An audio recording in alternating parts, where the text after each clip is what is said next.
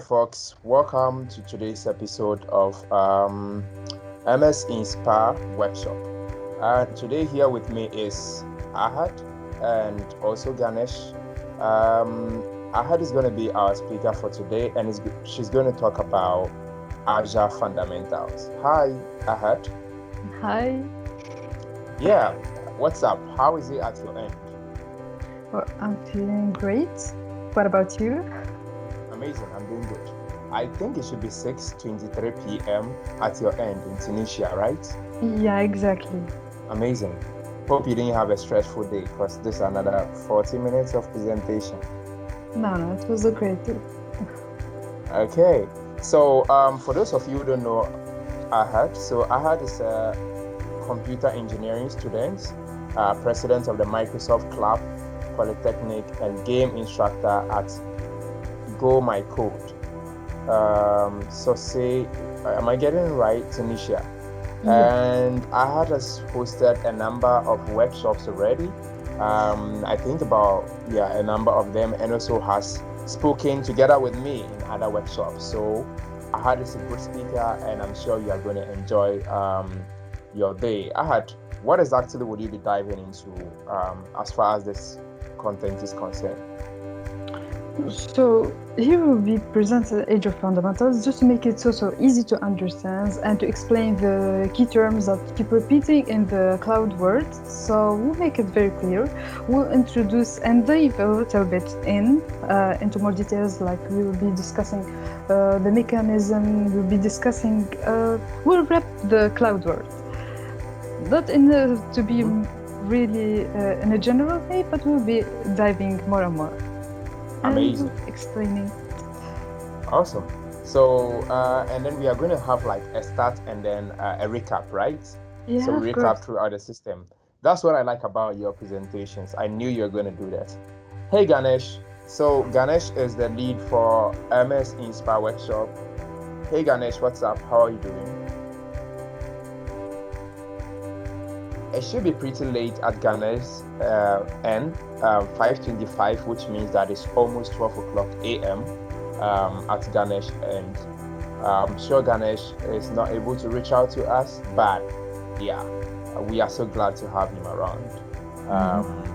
Yeah, so I think we are good to go. Take it away. Okay, thank you, David. So we'll start. Along this session, we'll be following this plan. So we will start with the introduction to cloud computing, why we use cloud computing, what is cloud computing, and the benefits.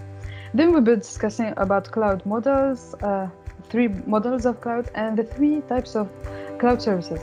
Then we'll clear the vision for Azure architecture and the service guarantees. We will pass to Microsoft Azure, how it works, the mechanism from the inside, and we'll finish with Azure billing. So we'll be starting with the introduction. So here's a short story. There is Sam and this is John. So Sam came to John, asked him, he's about to start a company, of course, and he wanted to list down the resources he needs to set up on-premises infrastructure. So Sam looked at him and was like, oh, okay, why not set up things on cloud? It's easy. So here's our intro, and then this is why cloud, why we use cloud. So we'll start by convincing John. So cloud computing. Cloud computing, it seems a great choice if you want a secure place where you can store and maintain your data without spending money on building infrastructure and exhausting tasks. So if it just lets you focus on what's matter, making our app accessible, keep up with our demands. And now we'll pass to what is cloud computing. So cloud computing, with easy words, is simply on-demand delivery. On-demand delivery of IT resources, such as renting virtual machines, some CPUs, some storage, from a cloud provider. Cloud providers such as Microsoft Azure, Amazon Web Services, Google Cloud Platform, and so on. There is a big list. So via the internet with pay-as-you-go model. So you'd be paying for your resources monthly. Okay, so is Azure what we are looking for? These are the 4 strong bullets about Azure. Azure today takes the second place in the market. Azure also have 58 regions and more than 140 available countries. Azure also provides more than 100 services, so it is trusted by 500 companies such as Samsung, Boeing, Adobe, eBay, and HP, and so on. The list is so big. So Azure, as we said, provides on-demand IT resources. We said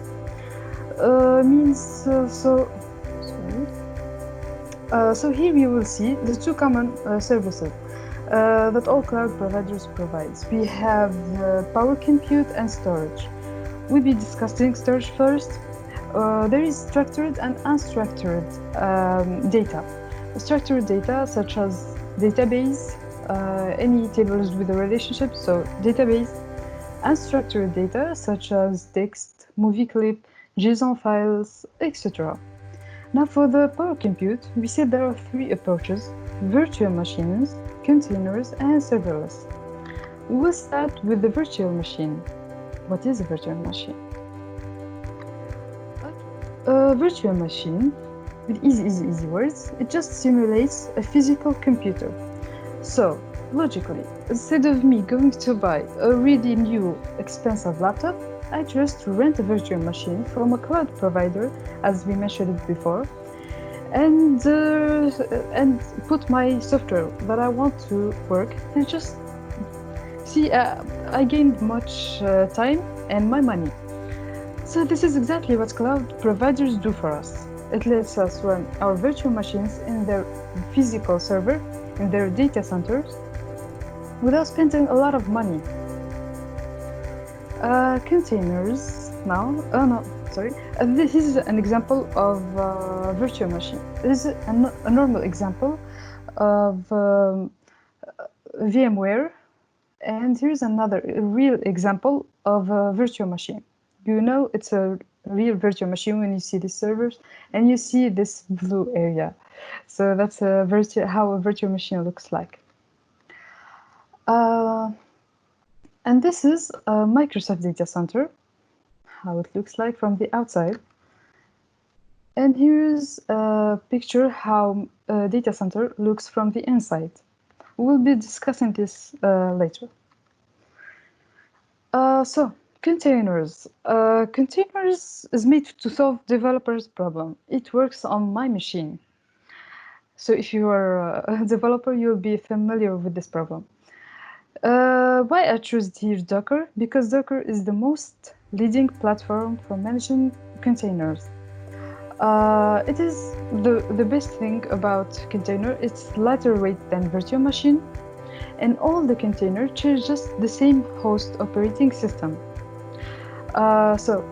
Here's how it works. Docker packages the app. Here's different apps, isolated apps.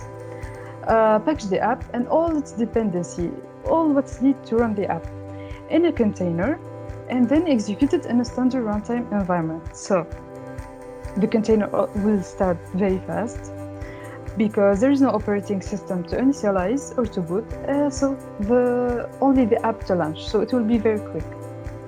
What I mean here in more details that Docker takes the app. For example, we're making an Android app, so we're going to test it on production or to test it in our friend's machine. So he thinks he took everything needed. He ran it on his machine and it said, "Oh no, it's not building, it's not running. Something went wrong. Oh, I have to download this and this and that." So Docker came. Okay, I will solve that problem. No worries. You don't have to fight about it.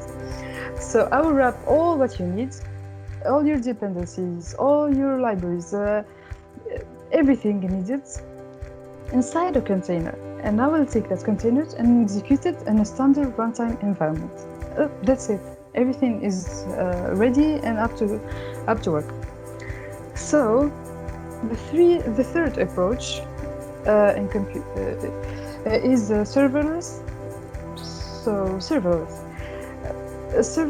The app is divided into different functions, as you see here, and each function, different functions that have each function do a specific thing. So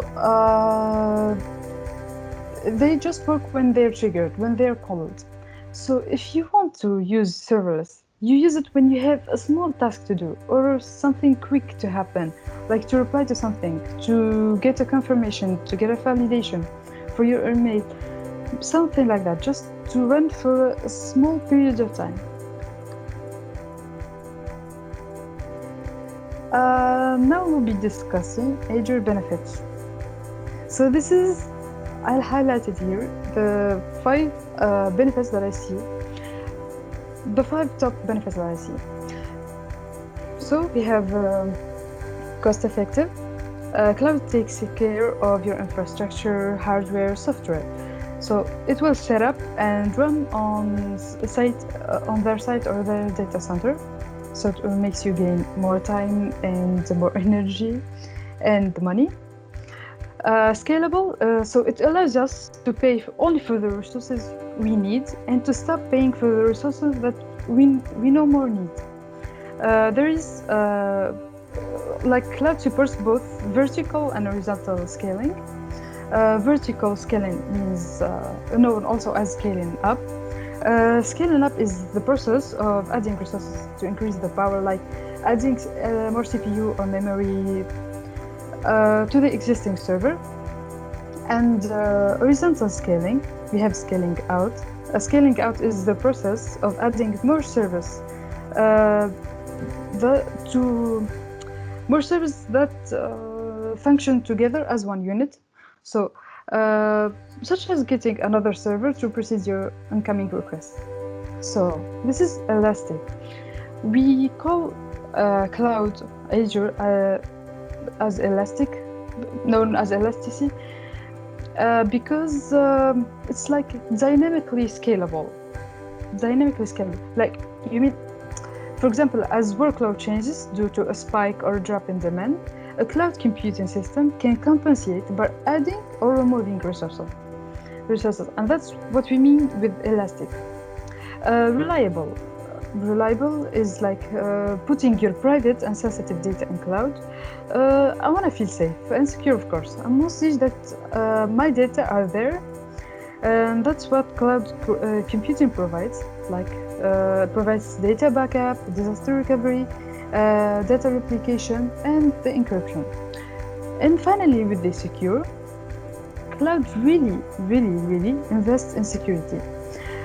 So it offers a broad set of policies, technologies, and helping protect your data, like apps and infrastructure from potential threats. If you ever decided or think to visit a data center, you won't be getting only if your name is on the list.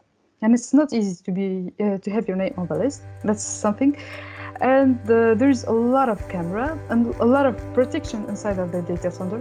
And in the cloud here, we have, it is so secure, but how secure? Your data is covered by a lot of layers. So it is impossible to decrypt it or to hack it or to attack or to think to attack it. Okay, so to recap, just a small recap of what we saw. Cloud will be your great choice if you want a secure place where you want to store and maintain your data without spending money. We also discussed the most common services providers like Microsoft Azure, Amazon Web Services, and Google Cloud Platform provides, such as compute power. We discussed about the difference between virtual machine, a container, and the serverless, and we also discussed about the storage. We also said the benefits, the 5 benefits that I mentioned: the cost effective, the scalability, elasticity, reliability, and security. So now, passing to the cloud deployment model. Here, like, not all clouds are the same, and not one type of cloud computing is right for everyone. Several different models, types, and services have evolved to help us offer the right solution for our needs.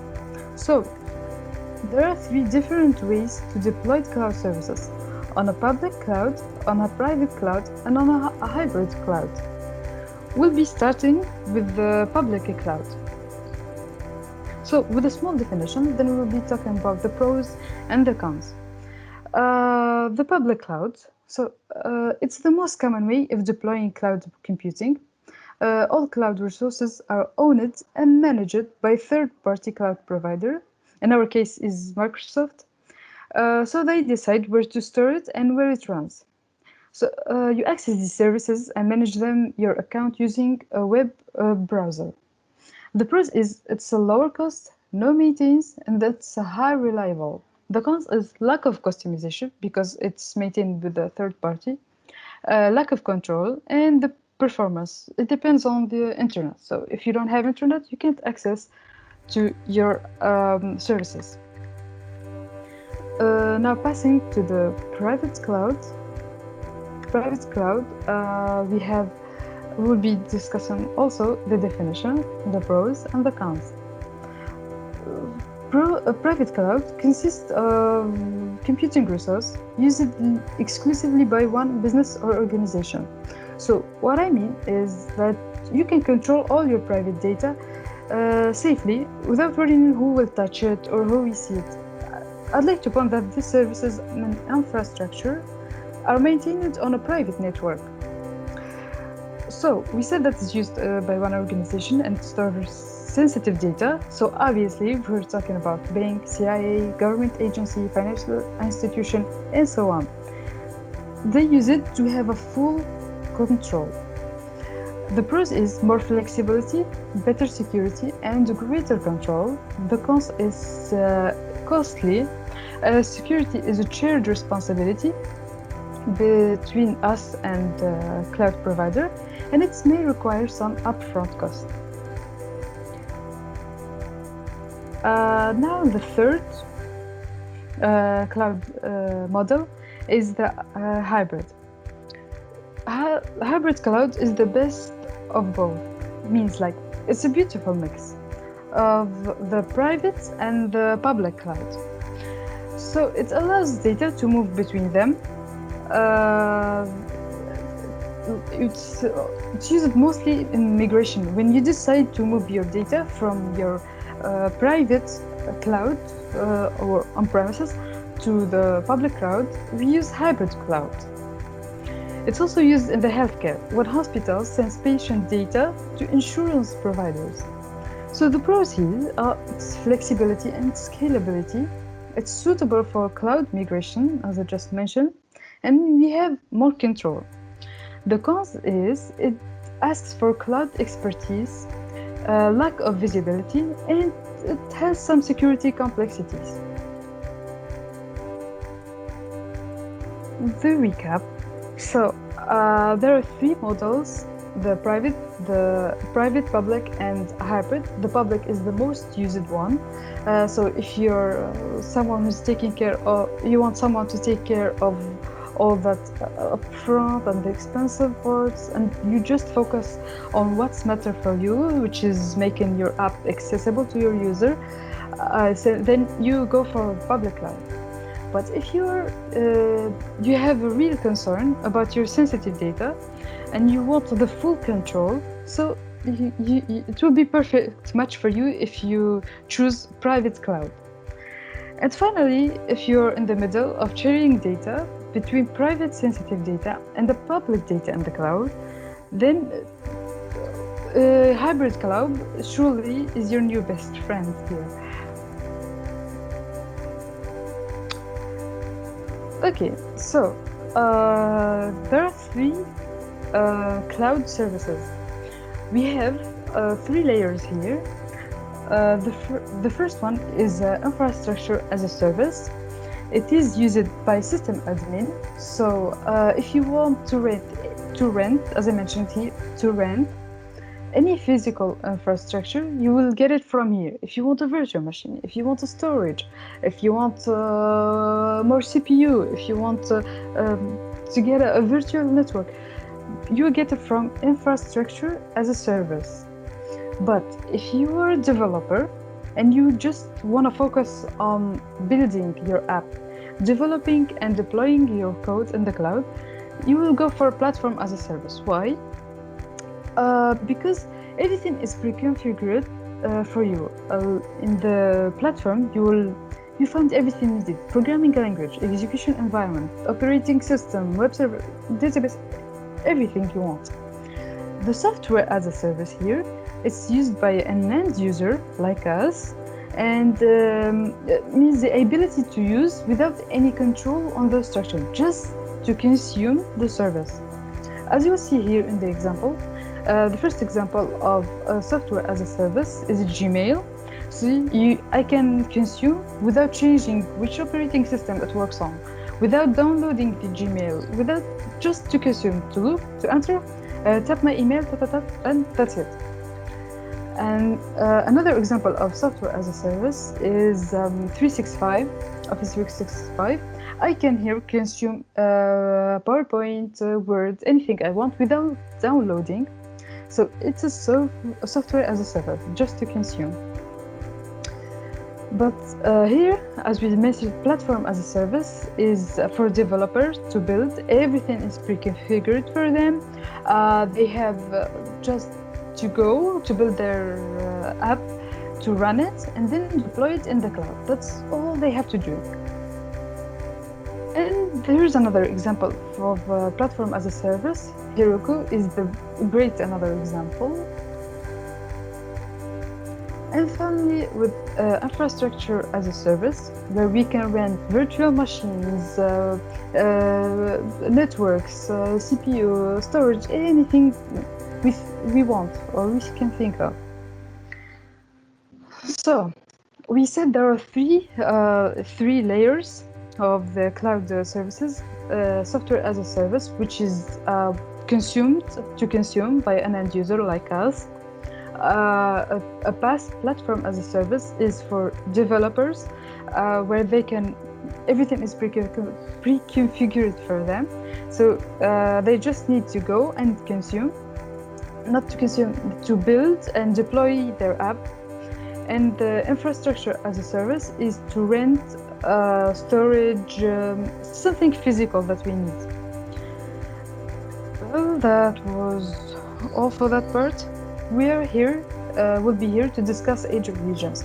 As we mentioned in the beginning, we said that cloud have 58 regions and 140 available country. So let's discuss this in more detail. What's a single virtual machine? A single virtual machine is a running virtual machine, of course, on Azure with no replication, meaning that I don't have my data on another virtual machine just in case something happens. I only have this one.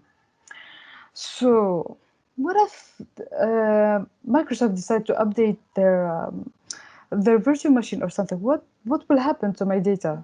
I don't have any replication. Well, as you see, virtual machine SLA, service level agreement, offers 3.9. So whenever Microsoft decide to update their virtual machine, they will send you email notifications, say, hey, Mr. We are going, or Mr. or Miss, we are going to update our be careful. We are going to update, be careful. It will be doing that, so you will be conscious of what will happen to your data. Now, for the availability set is a logical grouping of 2 or more virtual machines. So it helps us to keep our app available during planned and unplanned meetings. We'll be discussing that in more detail in the next slide. But it has a service level agreement of 395. So it guarantees us a good uptime. So it protects us against failure within data center. So if anything happens inside the data center, if I have my data replicated in another virtual machine, which is not the same server and the same rack, I'll be good to go. So it protects us against failure within data center. In case of something happens to the hardware, or the cooling, like happened to the hardware, to the rack. But in the availability zone, it protects us from entire data center failures. If something happened to the whole data center, it fell down, So in that case, something bad, really bad happened, like a fire, power or cooling. Something bad happened to the data center. So I need to go to the nearest region called the availability zone to make my app to use that replicated copy that I need. And we have a region pairs. A region pair is when two regions that are separate with 300 miles. So in case something a disaster happened, a big disaster happened to that region, we pass directly to the another second region. But you'll be wondering, maybe what happened if the two regions fall down? If something really bad happened, like tornado, earthquake, and something big happened, it will be the end of the world. We won't be caring about the region or the region two. Like if something hit one region and the second one is also affected, means something is bad happening in the world. So here we'll be discussing more, as I said, the availability set. The availability set, I repeat, it's a logical grouping between of two or more virtual machines that helps keep our app available during planned and unplanned maintenance. Okay, planned maintenance, or also we said update domain. It is when Microsoft decides to update their underlying Azure Fabric. And the full domain, or also called unplanned maintenance, is everything related to the rack, like hardware failure, power, or network. Something happened to the rack. As you see here, it's a logical grouping of two virtual machines that it's not in the same rack. So you may be wondering, it will be costly, how much it will cost for me? As it won't cost the logical grouping, you will only pay for the virtual machines. Okay, now how it works. So each service includes a hypervisor, as we see here, to run multiple virtual machines. We have also a network switch to provide connectivity to the servers. One server in each rack runs a software called a fabric controller, and this fabric controller is related directly to another software called orchestrator. So the orchestrator is responsible for everything happens in Azure and responding to user requests. Okay, so what if a user makes a request using a web orchestrator? Like if a user decided to make a request, there's different things like he can make a request from, but in our case we choose Azure portal. So we choose to create a virtual machines. What happens is the request is passed to the orchestrator. The orchestrator wrap all the package needed and the request, and then he sends it to the fabric controller.